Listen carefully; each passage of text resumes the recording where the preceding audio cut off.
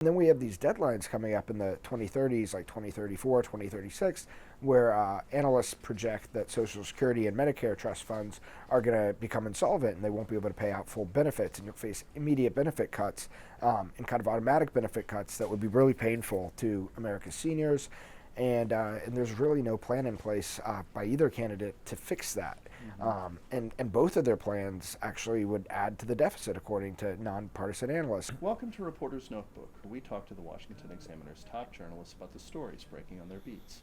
I'm Jim Antle, and I'm joined by economics reporter Zach Halaschak. Zach, whatever happens in the presidential election, President Joe Biden's going to be leaving office, and so there's going to be a lot of focus on his legacy. He has talked about himself as being the most pro-union president in history.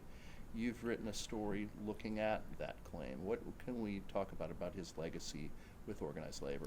Yeah, so it's really a very mixed bag. Obviously, Biden has completely, framed himself as the most union-friendly president. He almost mentions unions, and like every time he references the labor market, slips that phrase in.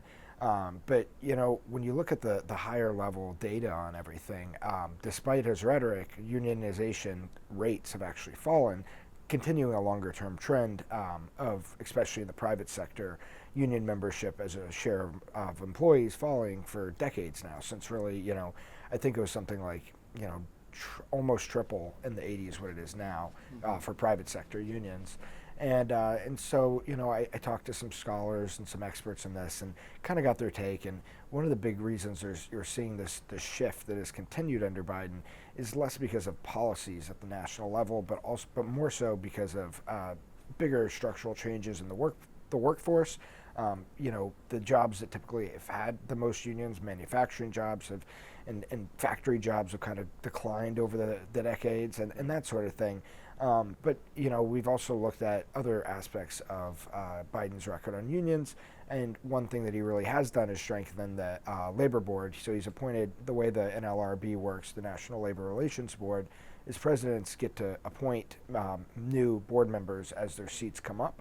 And so it's kind of a staggered process. So Biden's had to appoint him over the course of his 4 years, and he's appointed people who are very strongly pro-labor, which has kind of been a little trend away from the past, where they might have been more pro-management or more in the middle. So this shift is a pretty noticeable deal in terms of the NLRB taking up labor complaints like unfair labor practice charges, that sort of thing.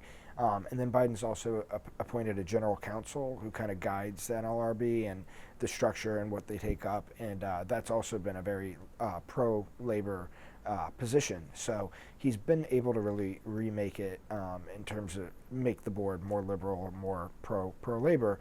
So that's one feather in his cap in terms of the unions.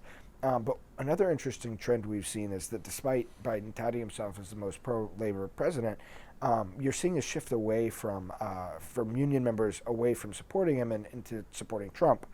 Right. And so I was Which has become more pronounced since Harris has been the nominee rather than Biden. Yeah, it has. Yeah, that's a good point. But I was talking to some folks who kind of have worked in this field for years, in the labor movement, that sort of thing, and they kind of attribute it less to them feeling like Biden isn't pro-union or Harris isn't pro-union, but more so because they see Trump as someone who, unlike Republicans past, kind of prioritize the small guy, the blue-collar worker. Trump also supports like massive tariffs, which has typically been a very liberal policy that is kind of seen as pro-worker because it ideal and theoretically would reshore manufacturing jobs, that sort of thing. And then there's other factors that union voters aren't a monolith. They don't just vote based on union policy. They're the same people who are experiencing inflation as anyone else, and maybe concerns about the economy and inflation could outweigh unions in their minds of who they're going to vote for. So I think it's this confluence of factors that's kind of driving this shift toward Trump card-carrying union members. So one economic concern that doesn't really seem to have gotten a lot of play in this presidential race is the federal budget deficit. Yeah, neither Harris nor Trump have really prioritized deficits and the burgeoning national debt, which is now approaching $36 trillion. And CBO just got new numbers out, or the Treasury Department, I'm sorry, we just got new numbers from the Treasury Department for the fiscal year 2024, and it shows that the budget deficit was $1.8 trillion, which is an increase actually from last year of $1.7 trillion. And a big part of that, a big chunk, I think it was 800 billion or so, was interest costs. So because interest rates have been so high, it just further adds to the deficit and makes things more difficult for the country's fiscal position. And you're not hearing much from either campaign about that. And I think the 1.8 trillion, it was the third highest deficit in U.S. history outside of the 2 years during the COVID pandemic, or maybe including them. But it's been one of the highest years ever on record. Right. I mean, we're technically not at war. Yeah. It's a relative peacetime. We're not during the peak of a pandemic. And we're not in a recession. Yep. And we're still running a deficit of this size. Yeah, it's quite concerning because, again, if any of those things that you just mentioned, be it a recession or a direct war conflict we're involved in, it's only going to just add to the issue and make it even more pronounced. And then we have these deadlines coming up in the 2030s, like 2034, 2036, where analysts project that Social Security and Medicare trust funds are going to become insolvent and they won't be able to pay out full benefits, and you'll face immediate benefit cuts and kind of automatic benefit cuts that would be really painful to America's seniors. And there's really no plan in place by either candidate to fix that.